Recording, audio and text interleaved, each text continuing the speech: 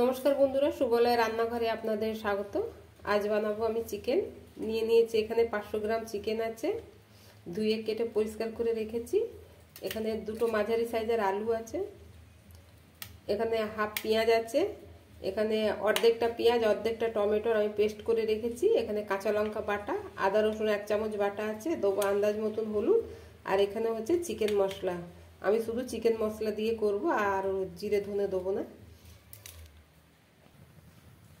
কড়া বসিয়ে দিয়েছি, কড়াটা গরম হয়ে গেছে, দিয়ে দেবো সর্ষে তেল।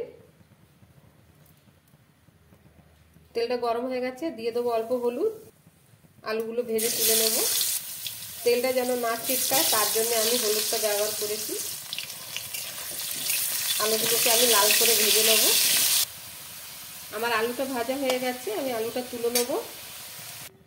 দেবো আরও একটু তেল, ফোড়নে দেবো একটা তেজপাতা, দিয়ে দেবো কেটে রাখা পেঁয়াজ। পেঁয়াজটাকে একটু লাল করে ভাজবো। পেঁয়াজটা ভাজা হয়ে গেছে, দিয়ে দিলাম টমেটো আর পেঁয়াজ বাটা।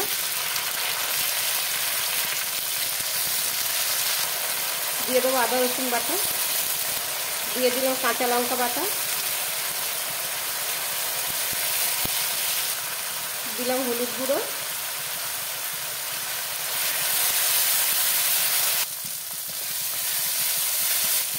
দিয়ে দিলাম চিকেন মশলা, দেবো অল্প জল। মশলাটাকে ভালো করে কষাবো। মশলাটা ভালোভাবে কষানো হয়ে গেছে, মশলায় তেল বেরিয়ে এসছে। দিয়ে দিলাম পরিষ্কার করা চিকেন। মশলার সাথে ভালো করে কষাবো চিকেনটা। দেবো স্বাদ মতো লবণ,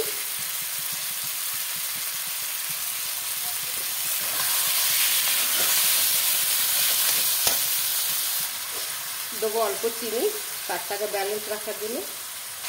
চিকেন কষানো হয়ে গেছে, দিয়ে দিলাম আলু। ভালো করে কষিয়ে জল দিয়ে দেবো। চিকেন আলু দুটোই কষানো হয়ে গেছে, দিয়ে দিলাম জল।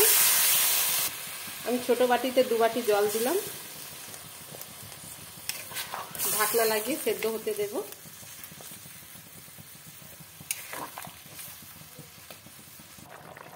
আলু আর চিকেন দুটোই সেদ্ধ হয়ে গেছে। দিয়ে দেবো অল্প গরম মশলা, অন্য একটা পাত্রে ঢেলে নেব। আমার চিকেনের ঝোল রেডি হয়ে গেছে বন্ধুরা। যদি আপনাদের আমার এই ভিডিওটা ভালো লেগে থাকে তাহলে লাইক, কমেন্ট, সাবস্ক্রাইব অবশ্যই করবেন। ধন্যবাদ।